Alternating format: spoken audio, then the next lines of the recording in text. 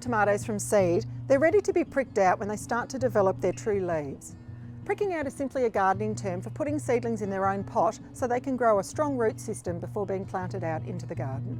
So you fill a couple of pots with some good quality potting mix, make a hole, and then this is pricking your seedlings out like that. So you carefully pull them out, trying not to disturb the roots too much. Split them and carefully place in the hole. And I'm just feeding the roots down into the hole and you firm down around. These tomatoes can now be kept in a protected place like a propagation unit. They'll stay there now until they become large enough to be hardened off or acclimatised to life in the garden. For more tips on growing from seed, check the Diggers website.